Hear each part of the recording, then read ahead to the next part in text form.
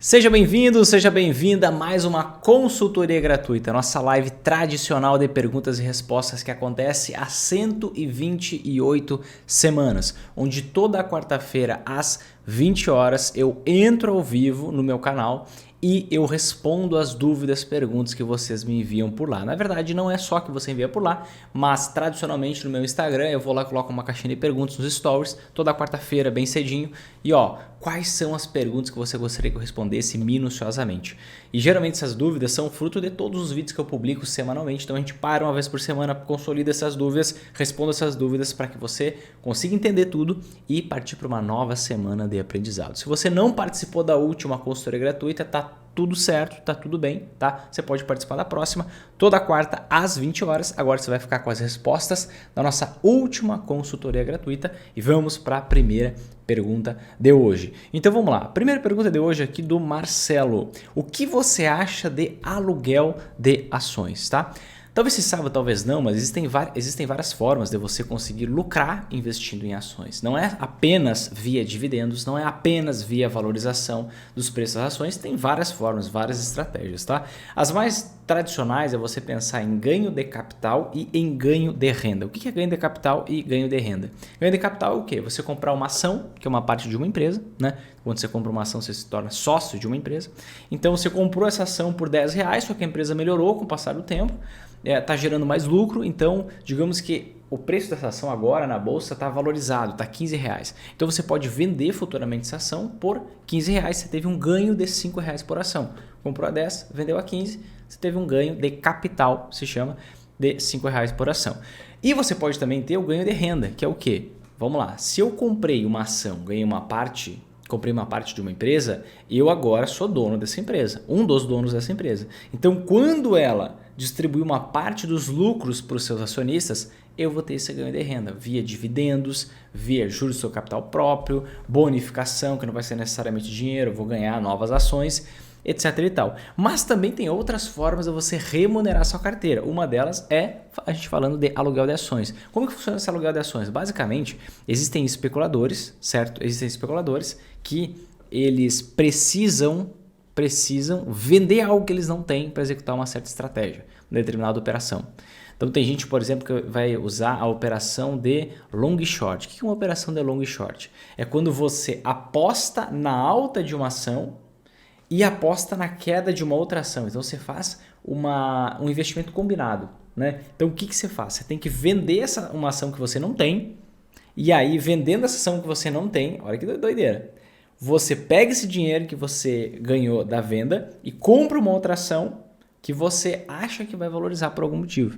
E aí você faz uma operação sem colocar nenhum dinheiro. Olha que louco. Porque você vende algo que você não tem e com o dinheiro dessa venda você compra algo que você acha que vai subir. E aí futuramente você vai ter que recomprar isso aqui que você vendeu antes. Por quê? Porque você tem que fazer um aluguel para vender o que você não tem. Então imagina, eu preciso vender, eu acho que a ação um exemplo, tá? A ação da Petrobras vai cair. Então eu vendo as ações da Petrobras que eu não tenho. Como é que eu vou vender algo que eu não tenho? Eu preciso alugar de alguém. E eu alugo essas ações, agora a gente vai entrar no aluguel de ações, alugo essas ações para conseguir executar essa operação. Então esse é um exemplo, tem várias outras operações que você precisaria alugar uma ação. E o fato é que você que está investindo em ações, que quer investir em ações com foco no médio e longo prazo, está pensando em investir em pelo menos 5 anos, por pelo menos 5 anos, você está pensando em comprar uma ação, enxergando que é uma empresa, que não é um pontinho piscando no gráfico, você pode ter uma remuneração adicional alugando as suas ações. Você pode ter uma remuneração adicional justamente deixando elas até no aluguel automático. Poxa, Vinícius, você vai ter um ganho, eu vou ter um ganho muito grande alugando minhas ações? Não, você vai ter um ganho adicional, vai gerar na casa de 0,5% ao ano, olha, estourando a fita 1% ao ano, mas é um ganho que você não teria, sabe? Então, melhor que nada, você pode alugar suas ações, não vejo nenhum problema em alugar suas ações. O que você tem que fazer para conseguir colocar suas ações para aluguel, tá? Primeira coisa que eu recomendo que você faça, se você quer alugar suas ações, que basicamente vai ser deixar disponível lá para alguém te pagar uma taxinha, para fazer esse aluguel de ações por alguns dias, semanas, no máximo um mês, que geralmente são os contratos, faz isso de forma automática. Como é que você faz de forma automática? Lá na sua corretora, você busca um campo chamado custódia remunerada. Custódia remunerada. Se você não encontrar, fala com o atendimento da corretora. Cada corretora tem um procedimento específico, mas o que você vai fazer? Basicamente, você ativando esse serviço de custódia remunerada, você vai permitir para a corretora que ela vá lá e alugue automaticamente as suas ações quando encontrar pessoas querendo alugar ações que você tem. E aí tem o algoritmo, o robozinho ali da própria corretora, vai fazer esse aluguel para você de forma automática, vai cobrar uma taxa de corretagem que geralmente é bem salgada, entre 30% e 50% do seu ganho vai para a corretora, depende muito da corretora, certo? Mas você tem essa remuneração adicional. E do que você ganhar, você vai precisar pagar imposto de renda, tá? A tabela de imposto de renda é a mesma tabela para renda fixa, a tabela regressiva. Qual é a tabela regressiva? É aquela em que quando você está investindo, né, por até 6 meses, você tem que pagar 22,5% do lucro. Então você só paga em relação ao lucro. 22,5% do lucro. Se o aluguel de ações for por mais de 6 meses a 1 ano, cai para 20%, 1 ano a 2 anos cai para 17,5%, mais de 2 anos cai para 15%. Mas geralmente os aluguéis são por dias, são por poucas semanas, no máximo um mês. Então geralmente você vai pagar 22,5% de imposto de renda. Por isso que acaba que o seu ganho não é tão grande, né? Porque olha só, você tem o ganho bruto, que é o que você efetivamente ganhou do aluguel das ações. Aí você tem que dividir, metade fica com a corretora, ou no mínimo 30%.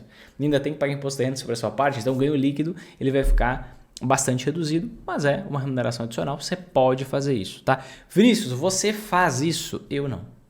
Eu não, quero deixar bem claro isso, tá? Por que eu não faço? Porque na minha avaliação existem outras estratégias que remuneram a carteira melhor e eu prefiro executar essas outras porque tem um ganho muito maior do que o aluguel de ações. E assim, para mim, na minha realidade, não vale a pena esse pequeno percentual frente ao trabalho que eu vou ter com declaração de imposto de renda, declaração não, com cálculo e pagamento de imposto de renda, essa supervisão. E aí acontece quando você aluga suas ações, poxa, você pode dizer, quero vender minhas ações amanhã.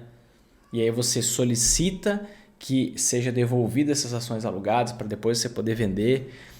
Só que você não tem liberdade total para poder vender no mesmo dia se você quiser. Então uns entraves ali que, como a remuneração adicional é muito pequena, eu não faço. Mas você pode fazer, não tem problema nenhum, tá? Não tem problema nenhum. Não sou contra. Já fiz, hoje só eu não faço mais, tá? Tem outras estratégias que você pode usar para remunerar a carteira, como por exemplo, venda coberta. É uma estratégia que você pode usar para mês a mês estar tendo uma remuneração adicional. Até os meus mentorados da Mentoria Lince, eu ensinei isso agora na última semana, na nossa última mentoria ao vivo, e a gente pegou ali uma que estava pagando quase 2%. Então, um ganho adicional com uma ação de 2% em um mês. Um ganho imediato por usar essa estratégia de venda coberta, que aí engloba uma outra estratégia de remuneração de carteira. Mas, como resumo, o que eu acho da aluguel de ações? Acho que faz sentido, acho que vale a pena se você não se incomoda com os entraves que gera ali, que é essa supervisão de imposto de renda, que é essa possibilidade de que, poxa, quero vender uma ação, tem que só esperar um outro dia. Eu fico um pouco assim com isso hoje em dia. No passado, que eu queria ganhar o máximo possível ali, tendo todas as remunerações, eu fazia. Hoje eu não faço mais, mas eu acho que faz sentido sim para quem quiser, tá bom? Vamos para a segunda pergunta de hoje. Pergunta da Suzy. Seria viável deixar dólares em um banco nos Estados Unidos? Nos Estados Unidos não. Seria viável deixar dólares em um banco nos Estados Unidos, mesmo sem estar aplicado? Considero extremamente perigoso e nada viável. Vou explicar para você o porquê agora, tá? O que acontece? Vamos voltar um pouquinho na história para a gente conseguir entender o grande risco que é você deixar dinheiro parado em uma conta global e uma conta no exterior só para dolarizar o seu patrimônio e deixar lá, tá? O ano era 2008. O que aconteceu em 2008? A crise imobiliária americana, que gerou uma crise financeira mundial, que acarretou na quebra, na falência de 68 bancos nos Estados Unidos, de um dos maiores bancos do mundo chamado Lehman Brothers e de vários bancos mundo afora, milhões de desempregados. O que aconteceu em 2008 nos Estados Unidos? em tese, quando a gente está falando de banco, são estruturas muito grandes, são estruturas muito seguras, principalmente no Brasil, que é um oligopólio, a gente tem essa visão, né, de que, poxa, banco não quebra, é grande demais para quebrar, too big to fail. Agora, o que aconteceu em 2008? Aqui no Brasil a gente tem algo chamado FGC, que é o Fundo Garantidor de Crédito. O Fundo Garantidor de Crédito, ele garante que nos devolve o valor que a gente tenha parado na conta no banco, conta poupança, conta corrente, CDB, LCI, LCA. Ele nos garante, se você tiver até R$250 mil por CPF, ou seja, no seu CPF, por instituição financeira, o que acontece? A gente ressarce você no valor de até R$1 milhão a cada 4 anos. Então tem essa limitação, tá? E aí você fica seguro, você acha que no exterior é assim também? Na verdade é. Só que o grande problema é que o FGC aqui no Brasil e o FDIC nos Estados Unidos, que é a espécie do FGC americano, eles não têm todo o dinheiro que eles garantem. Como assim eles não têm todo o dinheiro que eles garantem? Olha só. Eu vou compartilhar minha tela aqui com você para você ver. Estou no site aqui do FGC, tá? Do Fundo Garantidor de Crédito. E aí eu vou pegar aqui e vamos abrir o relatório, o último relatório disponível do FGC, só para você ter uma visão. Que o FGC foi criado inspirado no FDIC lá nos Estados Unidos. O que você consegue ver aqui no FGC? Vamos passando. Olha só. A liquidez do FGC e a reserva contábil somam 88 bilhões. Então, isso aqui é o quanto ele tem em disponibilidade. Isso aqui é o quanto que ele tem em liquidez, tá? Ou seja, o quanto que ele tem para ressarcir os investidores no caso da quebra de um banco, tá? E aí, quando a gente vai avançando aqui, deixa eu ver aqui, a gente vê aqui, volumes do sistema e cobertura do FGC. E aí a gente consegue ver o seguinte dado, olha que doido. Segundo o censo mensal, os depósitos elegíveis à garantia totalizavam 3,5 trilhões em junho de 2022, que é o último relatório dele disponível. Considerando o limite de 250 mil a cobertura do FGC, alcançava na mesma data 1,9 trilhão. Ou seja, o que acontece? Vamos pegar uma calculadora aqui. O FGC tem 88 bilhões e ele garante 1,9 trilhão.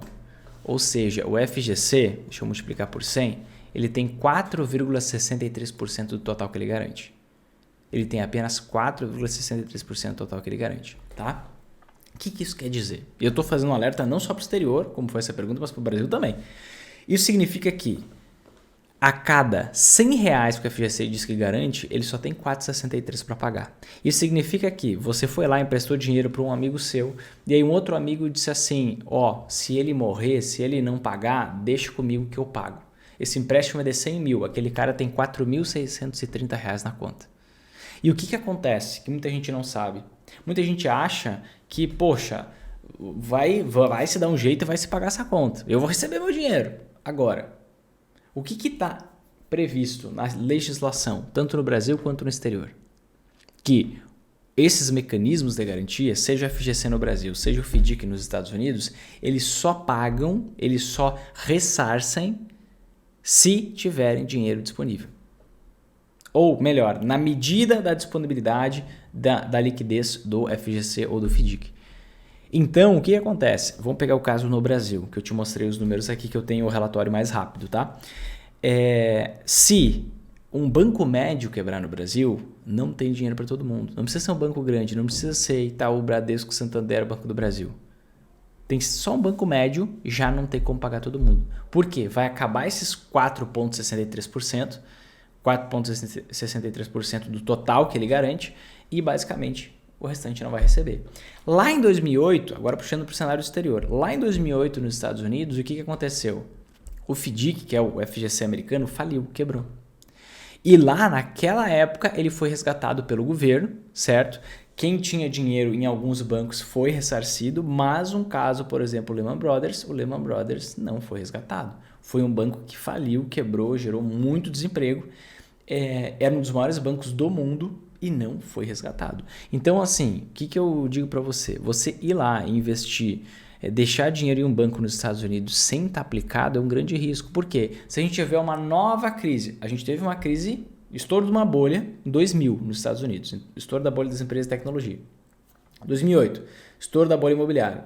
2023, talvez, sabe-se lá, estouro da bolha de crédito. A gente tem um nível de alavancagem na economia extremamente grande. Pode estourar uma bolha de crédito por aí. Essas bolhas podem gerar um colapso no sistema financeiro que pode gerar quebra de bancos e pode fazer você perder todo o seu dinheiro, tá? Vinícius, você está sendo alarmista. Não, gente, estou sendo realista. O problema é que todo mundo vive no mundo do pônei, do unicórnio cor-de-rosa e acha que nada vai acontecer, só que pode.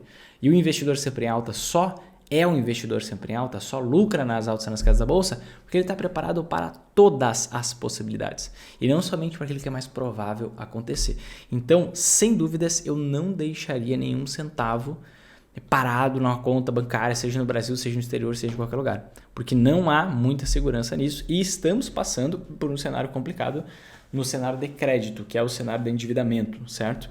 Então, isso pode dar bastante problema. Tá? O que eu faria se eu quero investir em dólar, dolarizar o meu dinheiro? Tá? Eu posso investir em um ETF. O que é um ETF? Um ETF é um Exchange Traded Fund, que nada mais é que um fundo de investimento negociado na bolsa que é lastreado em um índice. Então, por exemplo, eu posso pegar o ETF que se chama SGOV. O que é o ETF SGOV? O ETF SGOV é um fundo de investimento que replica a rentabilidade dos títulos públicos americanos de curtíssimo prazo, de 1 a 3 meses. Ou posso pegar o SHV, por exemplo, que é um ETF que replica a rentabilidade dos títulos públicos americanos com prazo de até 1 ano. Que aí eu vou pegar justamente a mesma oscilação do dólar, acrescida de um pequeno percentual que vai ser a rentabilidade dos títulos públicos americanos, tá? Essa é uma forma muito mais segura, muito mais inteligente de você investir e dolarizar o seu dinheiro, certo? E aqui eu estou falando só para transformar em dólar, né? Porque seria o que você faria se deixasse dinheiro em um banco nos Estados Unidos.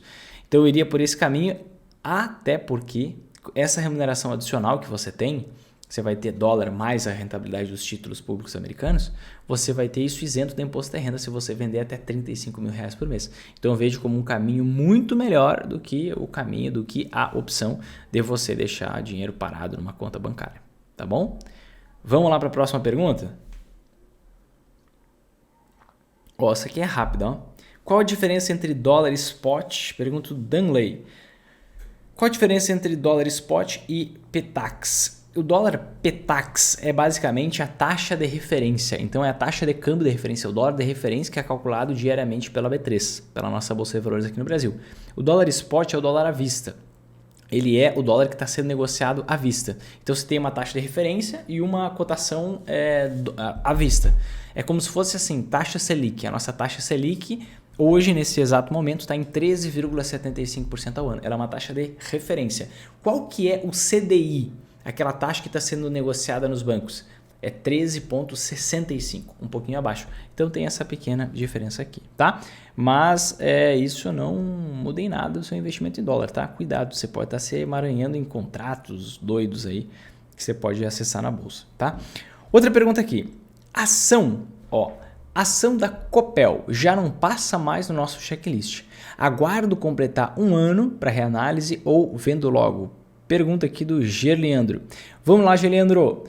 Copel é uma ação, se a gente vê o que aconteceu com a Copel, existe uma expectativa, existe bastante burburinho de que ela vai ser privatizada. E desde ali do meio de outubro de 2022, a gente vê as ações da Copel subindo bastante, né? De lá para cá, elas já chegaram a subir chegaram a subir 40% num movimento muito forte e agora está subindo mais de 20%, né? E por conta disso, é um dos fatores, o preço da ação disparou, né? Os indicadores de preço ficaram um pouco mais esticados. Então, se for ver o preço comparado com o lucro, ficou um pouco mais esticado ali, já foge do nosso checklist de análise, já capturamos o ganho que a gente queria ter com essa ação. Então, se eu fosse investir, agora eu não compraria essa ação, por exemplo. Não é recomendação para você, mas eu não compraria essa ação, por exemplo. Então, só para contextualizar o caso, para quem não está ligado no que está acontecendo com a Copel.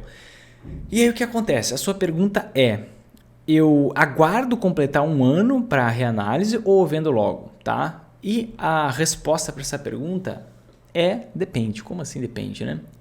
Para essa pergunta a resposta é específica, mas de forma geral depende. Porque acontece?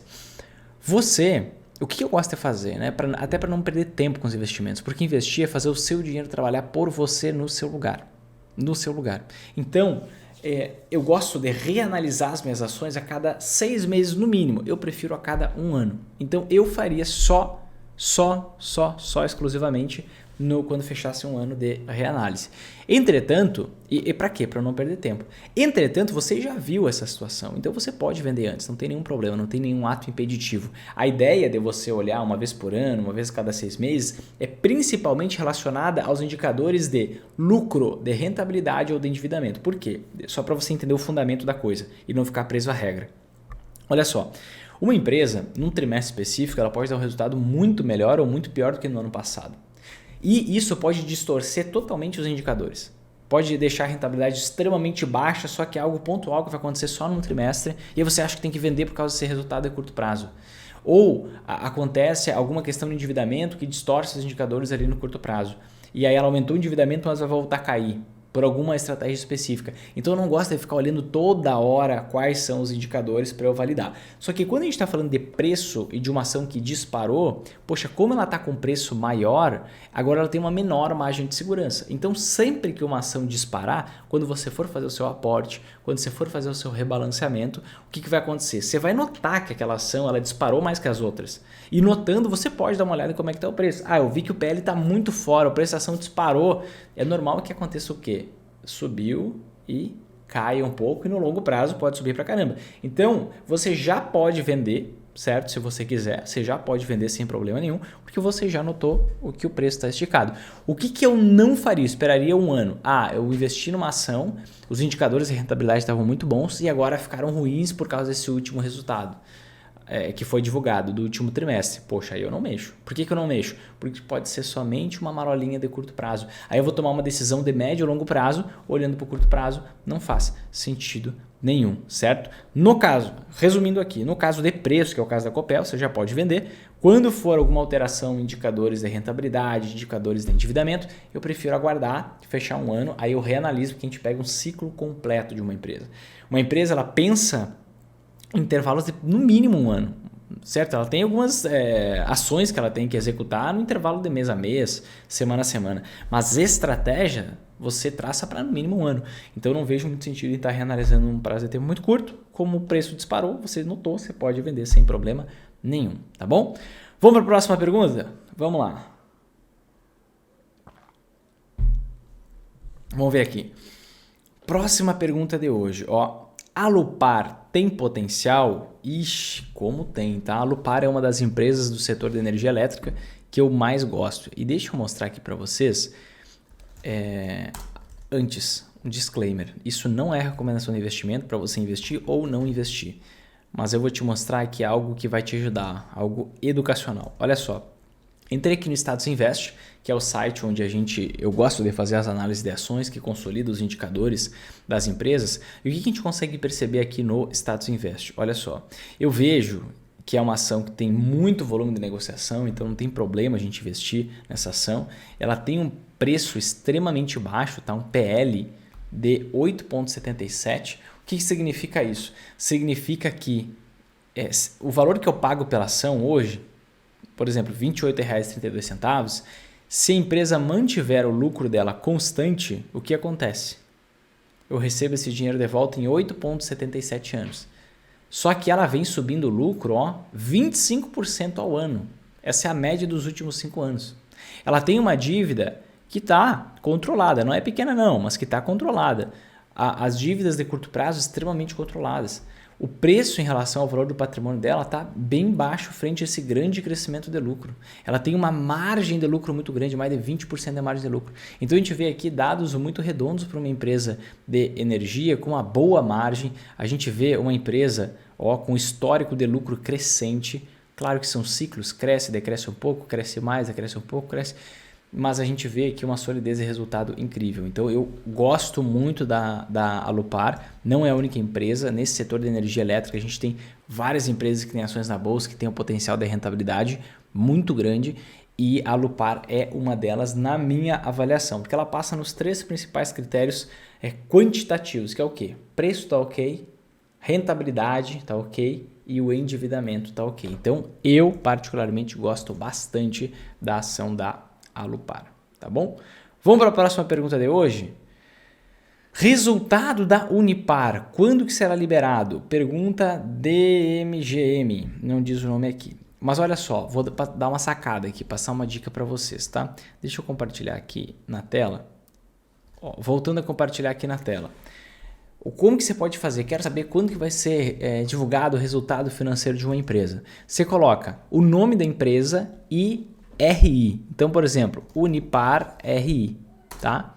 Colocou Unipar RI, você pode ter certeza. A primeira página que aparecer, quando for o anúncio, às vezes pode não ser, mas abaixo do anúncio, está aqui aparecendo, ó, vai ser o site da Unipar, da aba referente à relação com investidores. O que é essa aba de relação com investidores? É uma página específica que mostra tudo o que ou que possa ser interessante para quem é acionista ou quem deseja, quem pensa se tornar acionista da empresa.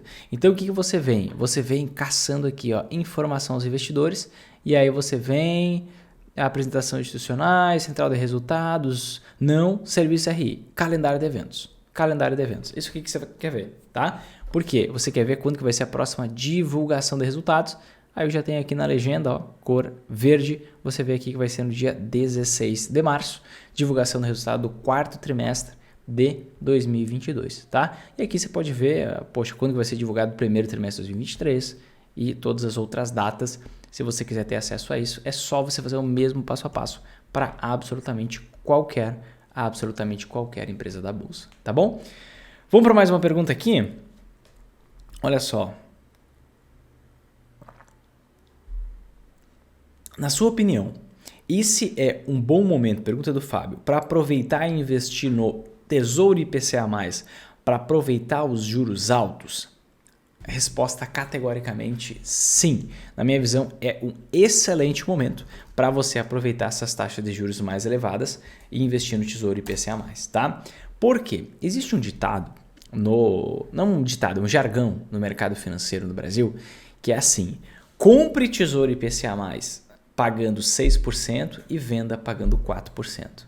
Por quê? Ele sempre gira nessa banda. Infelizmente, isso é uma tristeza, a gente tem que reverter isso. A gente é responsável por isso, mas o Brasil ele é o país do cercadinho. Como assim? Ele bate no cercadinho, volta. Ele bate no cercadinho, volta. A gente é o país do futuro desde 1500, né? E continua sendo o país do futuro 500 anos depois. A gente tem que ser o país do presente, né? Mas o Brasil voa, dispara e vem todo aquele chupim sugando tudo que o Brasil está gerando de riqueza, desviam tudo aquele processo, o país vai quase quebrando. O que acontece? Não podemos deixar o país quebrar, sabe por quê? Porque a gente é parasita só existe se o hospedeiro existir, então vamos salvar o hospedeiro. Aí se faz umas reforminhas aqui, outras ali, dá uma melhorada, começa a engatar a economia, já vem os parasitas, começam, é um negócio complicado. Então, por conta disso, a gente tem essa história. Quando o risco do país está maior, o que acontece? As taxas de juros dos títulos sobem. E quando sobe para essa casa aí dos 6% para cima, é um cenário muito atrativo para investir no Tesouro IPCA+. E aí, quando a economia está melhorando, o que acontece? A taxa dos títulos começam a cair. Por quê? Porque agora a percepção de risco para investir em títulos públicos no Brasil é menor. Então, a taxa de juros acaba caindo do título, não a taxa Selic. A taxa de juros, a taxa de rentabilidade do título acaba caindo, e tem algo que talvez você saiba, talvez não, chamado marcação ao mercado. Quando a taxa do título cai, o preço do título sobe. Então, por exemplo, já mostrei algumas vezes em vários vídeos, se você acompanhar, certamente vou mostrar alguma outra vez, mas não tenho aqui agora para mostrar para você o print. Eu já tive ganho de quase 60% em 1 ano e 3 meses investindo no Tesouro IPCA+, por conta dessas oscilações nas taxas, o que se chama marcação a mercado, tá? E para te comprovar isso que eu estou te falando, entrei aqui no site do Tesouro Direto, tá? E a gente consegue ter acesso aqui, ó, histórico de preços e taxas. Então vamos entrar aqui, vamos entrar na operação investir, vamos colocar aqui Tesouro IPCA+ 2035, que tem um grande histórico. O que a gente consegue ver aqui, ó? O que a gente consegue ver? Historicamente, ó, desde 2010, Ó, a gente vê que investir aqui com o título na casa de 6% é interessante porque não é impossível, mas é difícil passar muito dos 6%. Então já está numa taxa bastante elevada. De forma que o país, a taxa do título caiu aqui para casa dos 4% em 2012. Ó. Depois de 2012, o que aconteceu? Foram feitas loucuras na economia, tá? E loucuras assim infantis na economia, o que fizeram com que a gente tivesse aquela inflação gigantesca em 2015, enquanto todo mundo tinha inflação zerada, a maior crise da história republicana do Brasil, a maior crise dos últimos 100 anos do Brasil. E aí o que aconteceu? Essa taxa subiu de 4% para até 7 e pouco por cento. Mas você vê que a partir de 6 é um cenário muito bom. Depois a taxa caiu lá para os 3%. Você vê que abaixo de 4 é um pouco mais arriscado. E depois a taxa está subindo e agora está no patamar de 6,3%, 6,4%. Então é um cenário extremamente atrativo. Vinícius, você acha que não vale a pena investir na casa de 4%? Se você não tem, continua valendo, tá? Se você já tem, você não vai investir, não vai fazer sentido você investir nesse momento, tá? Você estaria vendendo para aproveitar os ganhos da marcação a mercado e ter esses ganhos de ações investindo na renda fixa. Mas mostrando para você, embasando por quê, eu considero muito bom o momento para aproveitar os juros altos e investir no Tesouro IPCA+. Tanto por conta do juro, tanto por conta da proteção contra a inflação. A gente é um país bastante inflacionário, né? A gente tem um histórico de inflação bastante elevada. A gente tem políticas econômicas sendo conduzidas que favorecem uma inflação mais elevada para os próximos anos. Então, uma proteção contra a inflação sempre é bem-vinda. Eu não sou aquele cara que diz, você tem que investir tudo em renda variável. Na verdade, não. Para mim, todo mundo teria que investir uma parte do seu dinheiro, mesmo que pequena, em renda fixa. Para ter uma parte 100% protegida da inflação e outra parte você vai buscar oferir maior rentabilidade, justamente com a renda variável, que é possível você fazer isso. Mas uma parte do seu dinheiro tem que estar na renda fixa, inclusive faz parte do método investidor sempre em alta, o método que eu ensino, que eu mostro, que faz com que a gente consiga lucrar nas altas e nas quedas da bolsa. E considero um momento bem diferente dos demais e bem atrativo para investimento no Tesouro Direto, especificamente no Tesouro IPCA+. Tá bom? Vamos para a próxima? Vamos lá. Próxima pergunta aqui, ó. Josias Vieira. O que são anteações? Anteações são a oitava maravilha do mundo. Anteações é justamente o que nos possibilita, o que nos permite lucrar nas altas e nas quedas da bolsa. Tanto no Brasil quanto nos Estados Unidos, tá? No Brasil ou no exterior, na verdade, em qualquer canto do planeta você consegue usando essa estrutura das anteações. E aí, essas anteações são aqueles investimentos que sobem, se valorizam muito quando as ações caem. Só que tem uma questão importante, eles não se valorizam na mesma medida. Então, está caindo as ações 50%, as anteações sobem 50%. Não, as anteações sobem 125%, 150%, 200%, enquanto as ações caem 50%. As anteações sobem muito mais do que a queda das ações e só com isso a gente já consegue ter uma rentabilidade bem maior no longo prazo, menos oscilação de preço no meio do caminho, dos seus investimentos, por conta do uso das anteações. Deixa eu só te mostrar para ficar mais claro aqui para você, tá? Olha na tela. Aqui você está vendo o índice Bovespa. O que é o índice Bovespa? É o índice que calcula a rentabilidade média das ações no Brasil. Então, se essa linha está indo para baixo, significa que os preços das ações estão desvalorizando. Aqui está a medida da desvalorização. Ó. Se essa linha está indo para cima, significa que aqui está indo para cima, significa que os preços das ações estão se valorizando, certo? Vou até dar uma diminuída aqui. E aí, o que acontece? O que você enxerga aqui? Você vê a queda que a gente teve nas ações de 2000 a 2002, uma queda, olha lá, 53% de queda que a gente teve. E aí, o que aconteceu nesse mesmo período com as anteações? Dá só uma olhada numa anteação, no mesmo período, subindo 125%. Outra anteação no mesmo período chegou a subir quanto? Mais de 150%. Olha só, passou dos 150%. Vamos pegar a próxima queda. Ou melhor, depois as ações subiram, é normal, a economia é cíclica. Quando as ações subiram, o que aconteceu? Vamos dar uma olhada aqui? Olha só. Quando as ações subiram, elas subiram 700% e as anteações caíram quanto? No mesmo período. Ó, menos 50%, e no caso essa outra anteação aqui, ela mais ligada ao cenário externo, mas ela chegou a se desvalorizar o máximo de 15%. Então, quando as ações sobem, elas sobem muito mais que a queda das anteações também. E aí em 2008 a gente teve uma nova crise, de 2008 a 2016, certo? E aí o que aconteceu? Enquanto as ações caíam 48%, 47%, as anteações subiam 150% e 230%. Você vê que sobe muito mais que a queda das ações. E de 2020 para frente, Vinícius, como é que funcionou? Agora é diferente, porque agora o cenário sanitário é diferente, até a bolsa é diferente. Diferente nada. Ações caindo 5%, o que você vê acontecer com uma anteação mais 26%, outra anteação mais 41%. Então as anteações são esses investimentos que fazem com que você consiga lucrar nas altas e nas quedas da bolsa. São investimentos que valorizam muito quando as ações caem, pelo menos 2 a 3 vezes mais que a queda das ações. Certo? Se você quer saber mais detalhes sobre as anteações, vou deixar o link para um vídeo aqui embaixo na descrição para você acessar e ver uma aula completa, mais de meia hora, 1 hora mais ou menos, sobre as anteações, explicando quais são, por que são, qual a confiabilidade, momentos da história, valorizações, enfim, tudo que você precisa saber sobre anteações nesse momento. Se você quiser, o link vai estar aqui embaixo na descrição desse vídeo, tá bom? Vamos para mais uma pergunta?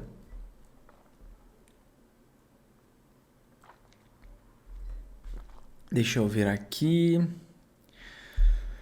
Próxima pergunta, ó. Mariane, já tenho reserva de emergência. Compro anteações ou ações primeiro? Atenção, atenção, não existe essa história, tá? Olha só, já tenho minha reserva formada, quero investir na bolsa. Compro anteações primeiro ou compro ações? Nenhum dos dois, você tem que comprar ao mesmo tempo. Eu vou te explicar o porquê. O que acontece? Quando você quer investir na bolsa, você vê, caraca, as ações subiram 7.000% de 94 até hoje. Muito interessante. Só que no meio desse caminho, quando a gente olha uma janela de longuíssimo prazo, a gente vê que isso aconteceu. Só que, por exemplo, entre 2008 e 2017, 9 anos, você estaria perdendo dinheiro. Se você começasse em 2008 e segurasse até 2017, você estaria perdendo dinheiro durante 9 anos. Se você investisse nos Estados Unidos, nas ações lá, em 2000 você ficaria até 2013 esperando sem resultado. Então sempre que você investe só em ações, você tem um grande risco de ficar anos e anos e anos perdendo dinheiro e atrasando seus objetivos. Atrasando seus objetivos, porque a sua jornada não é a jornada do mercado. A jornada do mercado ela é muito mais extensa, muito mais longa do que a sua. Tá? Então o que acontece? É um grande erro você investir só em ações porque vai fazer com que você demore muito mais tempo para multiplicar o seu dinheiro para você ter mais resultado, tá? Então é por isso que você precisa das anteações. Agora, se você investir só em anteações sem ações, vai acontecer a mesma coisa. Porque as anteações também passam por ciclos de queda. O ouro, você só vai conseguir lucrar nas altas e nas quedas da bolsa se você estiver investindo em ações e anteações. Aí você pode me perguntar assim, Vinícius, entendi. Eu não posso investir só em anteações, porque senão eu posso ficar anos perdendo dinheiro. Eu não posso investir só em ações pelo mesmo motivo. Eu preciso combinar, mas eu estou começando com pouco dinheiro. O que eu faço? O que você faz? Até você ter a quantidade de dinheiro necessária para fazer a diversificação que eu ensino, para investir em ações e anti-ações da forma certa, cumprindo os requisitos mínimos, o que você faz? Deixa esse dinheiro, que não é dinheiro não, tá? Deixa esse dinheiro investido num Tesouro Selic, num fundo DI simples com taxa zero, LFTS11, que é um ETF lá, para você investir, que vai ter a mesma rentabilidade aproximada do Tesouro Selic, em algum desses lugares, certo? Remunerando seu dinheiro com base na taxa Selic, e aí quando você tiver o valor necessário, você monta a exposição. Só que a lógica é, investiu em ações, tem que investir em anti-ações. Na proporção que você definiu, depende do seu perfil de risco, dos seus objetivos, do quanto você quer ter de rentabilidade e tudo mais, tá? Mas investiu a dose que você precisa em ações, tem que investir em anti-ações também. Investiu em anti-ações, tem que investir em ações, senão você não vai conseguir lucrar nas altas e nas quedas da bolsa. Combinado? Então, sem essa história de focar em um ou outro primeiro, é os dois juntos, e se você não tem todo o valor necessário, que não é muito, para você conseguir investir em ambos, o que você faz? Aguarda um pouco, deixa remunerando ali num investimento de renda fixa com risco extremamente baixo, que você possa resgatar a qualquer momento, e aí depois você vai lá e faz a exposição conjunta. Tá bom? Combinado? Maravilha, gente. Espero que vocês tenham gostado desse vídeo, que tenha ajudado as respostas às perguntas que eu dei aqui hoje, certo? Se você curtiu esse vídeo, se você gostou, se fez sentido para você, aqui embaixo tem um botão de gostei. Clica nesse botão de gostei porque isso ajuda a gente a conseguir chegar a mais pessoas e ajudar mais gente, tá? Aproveita e já compartilha esse vídeo com 5 amigos que você tem.